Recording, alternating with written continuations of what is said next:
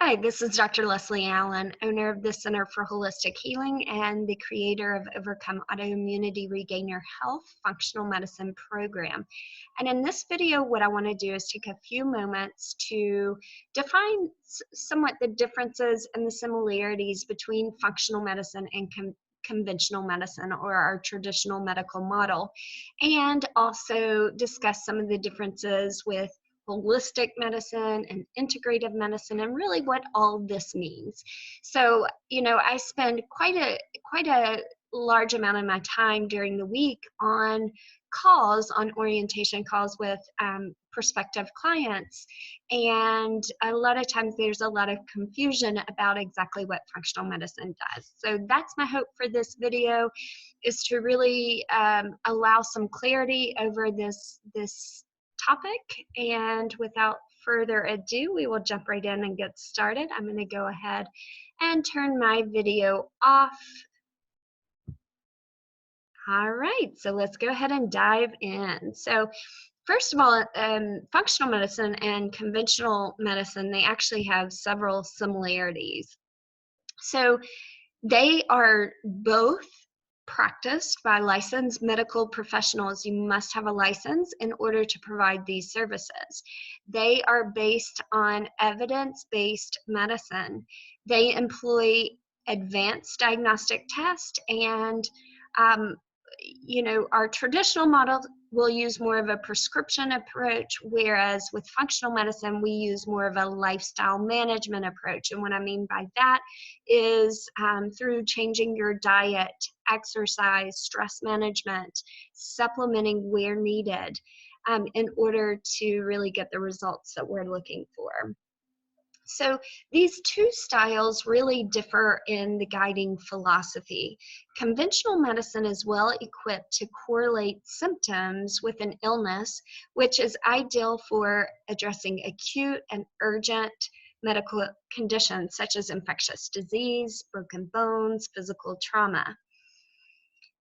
However, when it comes to chronic conditions, which are now the leading cause of death, these develop over a long period of time, and this is where functional medicine really comes into play. So while conventional medicine is more focused on symptoms and treatment with the goal of turning off symptoms, functional medicine will address illnesses by identifying and addressing the underlying cause. So again, a few key differences here is that functional medicine is health-oriented, whereas conventional medicine is more disease-oriented.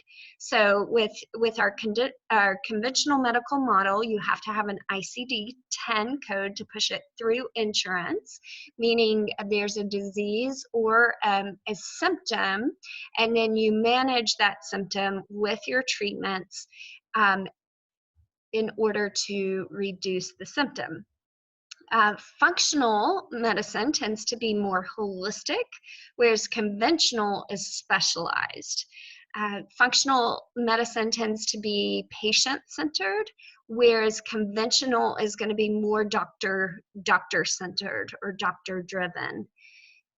Functional medicine focuses on prevention, whereas conventional focuses on disease detection.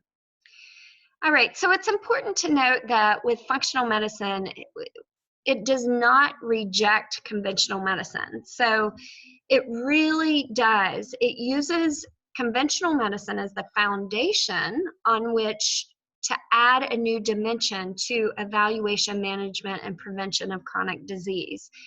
So with functional medicine, we do offer more of a personalized and integrative approach to healthcare. So the process involves prevention, management, and understanding the root causes of these complex chronic diseases. Because of the dramatic shift from infectious to non-communicable disease, functional medicine is needed to address chronic lifestyle-related illnesses. With functional medicine, healing the patient replaces treating the patient. So There are three main pillars with functional medicine. As I mentioned previously, it is a patient-centered approach. What I mean by this is that there's a partnership between the patient and the client. A very close and good relationship is often developed as there's a deep dive. You spend a lot more time with a functional medicine provider and really diving into your history and a lot of, because when you're dealing with the intricacies of lifestyle medicine and making changes around things that may be habits, it really does take this tight relationship in order to start to dive into different intervention approaches. The second pillar is that it's integrative, science-based methodology. So what I mean by that is functional medicine utilizes the latest evidence in medical research and clinical expertise. The complex web of genetics, medical history, physiology, lifestyle create this inside-out approach to identify many physiological imbalances. And that third pillar is integrating the best medical practices from multiple disciplines. So functional medicine often combines traditional Western medical practices with other types of therapeutic approaches across the world. So for instance, in my practice, we have fused in a holistic approach, meaning the treatment of the mind, the body, the spirit, looking at a person as a whole and integrating in medical therapeutic yoga and Ayurveda, as well as anti-inflammatory eating and living and the gut-brain axis and stress management. We do use the latest laboratory testing and diagnostic testing and access to combination of botanicals, supplements, therapeutic diets, exercise, rehab plans, detoxification programs, stress management techniques. So there's a whole gamut of different interventions that are utilized. So the most important element of functional medicine approach is the prevention of disease. And as the old saying goes, an ounce of prevention is worth a pound of cure. The goal is to help the body to function optimally with the intent to support self-healing. So rebalancing the body once a disease has progressed is more involved and may require medical intervention, which is why if we can get a hold of these clients in a subclinical zone, which is that gray zone before it's become a full-blown disease process. So what do I mean by this? Oftentimes when I'm speaking with people, they say, I've gone to multiple doctors and they've done all this blood work and they find nothing because their tests are kind of this black and white, positive or negative. And so this leaves this client in this pre-disease zone. So the doctor takes one of two approaches and they'll say, you know, nothing's showing up, everything's should be fine, you know, and sends them on their way. And that leaves them feeling like, no, there's something really wrong with me. I don't feel well, you know? And, or the doctors will prescribe a medication to help manage the symptoms that they are experiencing, even with that diagnosis. However, with functional medicine, we're going to reach far beyond pharmaceuticals and surgery. So detoxification programs, as I just mentioned, stress management, these are all going to be tailored to meet the individual patient needs. A partnerships created, as I mentioned before, between the provider and the patient, which allows them to become, as a patient or a client, it allows you to become an active participant in the healing process. So, you know, we've gotten out of this role of providers and, you know, medical providers are these healers, but yet more of a partnership. And so this is really where health coaching can come into play and be a great asset. So systemic disease is a term used to describe conditions that affect the entire body rather than just a single organ or body part, opposed to an infection that affects only one part of the body or organ is called a localized infection. So many diseases can be considered systemic. Some of these include arthritis, cancer, chronic fatigue, diabetes, high cholesterol, hypertension, many different autoimmune conditions such as lupus. So where functional medicine is drastically different is, the question of why is this happening? Why did I get arthritis? Why did I get autoimmunity? Why is my immune system suddenly battling my body? Those are the questions that functional medicine will help to answer. Whereas with a traditional approach, they usually are just going to go, okay, this is what you have going on. Here's the medication to stop the symptom from progressing further, or to stop this symptom from causing you more discomfort. So some of these underlying root causes that lie behind these systemic issues are often inflammation, oxidative stress, immune imbalances. Stress alone, improper sleeping can greatly contribute. A lack of exercise, digestive problems. This is something that I see a lot in my practice with comprehensive testing. So, some common concerns that functional medicine is specially equipped to address are depression, cancer, obesity, irritable bowel disease. We see a lot of this in our practice. Arthritis, anxiety, high blood pressure, autoimmune conditions, fibromyalgia, chronic pain. So, with what we do in our practice, let's give the example of anxiety. If I have a client that has anxiety, if they were to go to their doctor is going to prescribe them something for the anxiety. Whereas what we're going to do is we're going to actually look to see, we're going to do a comprehensive look. We're going to see how much of this is being driven by stress. What are the neurotransmitters in the brain doing? What is the gut health like of this client? 90% of our serotonin is created in the gut, only 10% in the brain. So a lot of times I'll see a candida or another gut dysbiosis that's actually eating up the building blocks of the neurotransmitters and the hormones. So it may not be a hormone issue, but rather a gut dysbiosis, and they're not getting appropriate absorption of the amino acids necessary to build those hormones and neurotransmitters. So then that starts to impair their response to stressful situations, and then they get into this vicious cycle.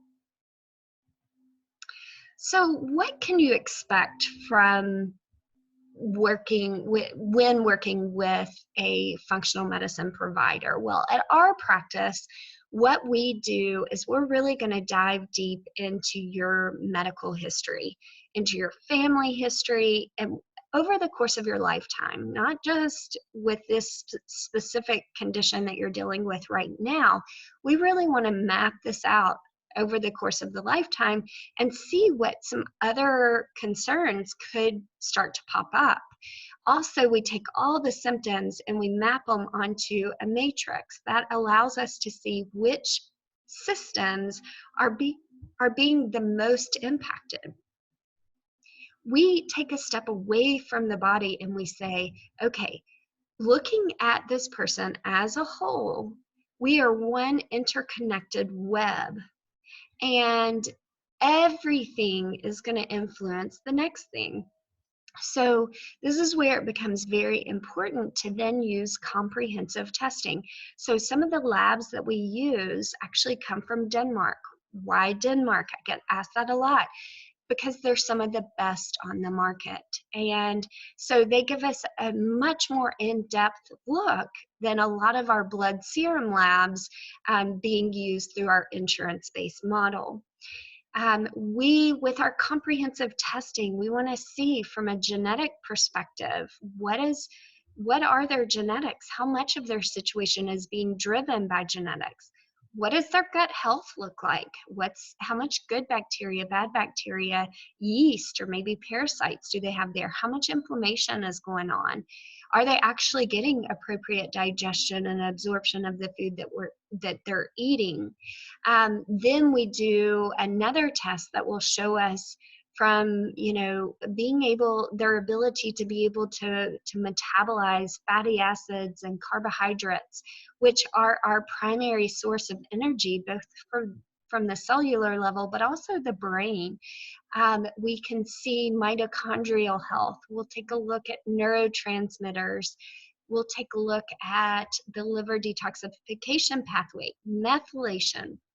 So all of these words may be something that you're not really familiar with, but they're all all part of the puzzle. Also, a full hormone panel is critical in a lot of cases, to really not just to go after, so many times I see people with any type of thyroid condition or hormone imbalance, and no one's ever looked at their adrenal health. And when it comes to healing from a hormone dysfunction standpoint, you have to start with the adrenals first. So we want to see what the body's response is to stress, and how are the adrenals functioning, especially if this patient has been in a high stress situation for quite some time.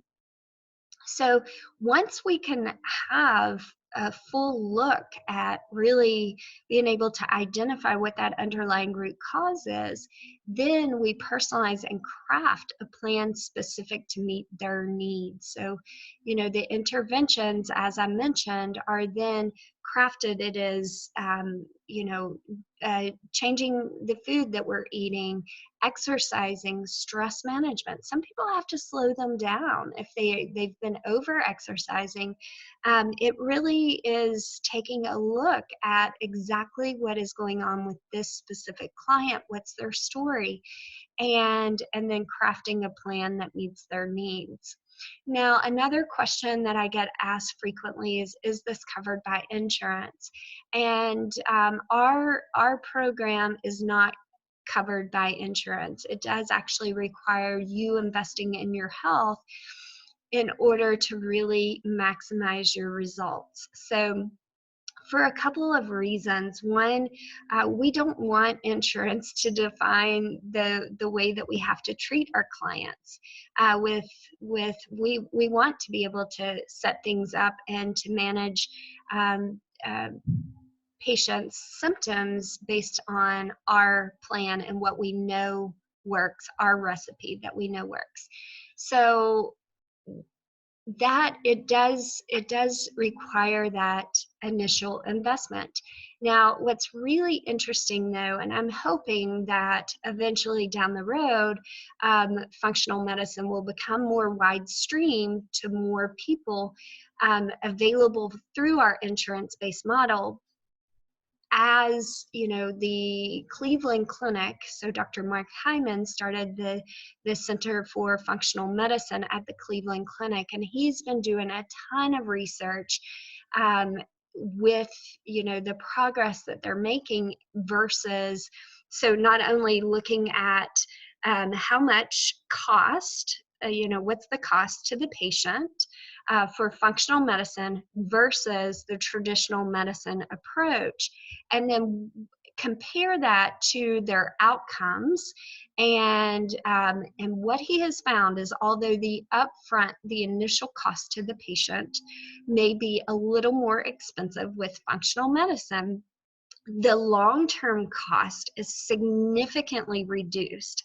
So he used an example of a patient with diabetes, and I think that he said that the cost of the insulin over a 10-year period of her continuing to get worse at the rate that she was would run about $50,000. That's a lot of money. That's a huge burden on not only that person, that patient, and her family, but also our healthcare system as well.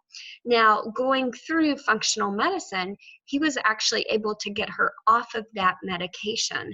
That saves our system a ton of money, but not only it gives this patient the results that she was looking for, whereas she was not getting those results with traditional medicine.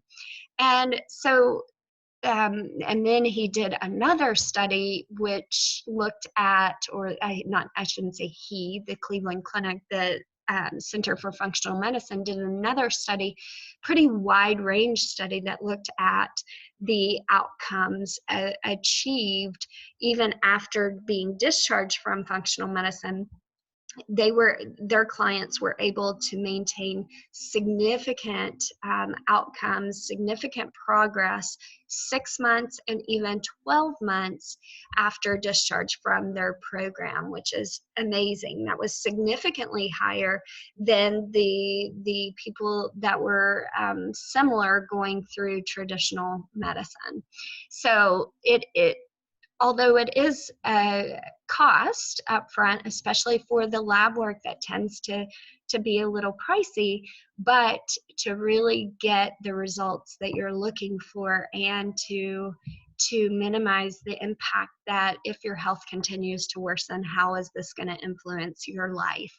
And so those are most of the questions. If anyone has any further questions for me, always feel free to reach out to me on social media. You can always send me a message, or jump into the Holistic Healing Tribe group, which is a private Facebook group.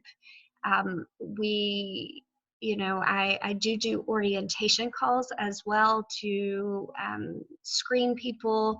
We dive into your medical issues on this call. We then will talk about what your health goals are and see if I can help you bridge the gap between those two with my functional medicine program. So if you're interested in doing that, again, you can always reach out and we can get that scheduled. All right, and with that being said, that's going to be the end of this video. So I appreciate your time. Have a lovely day.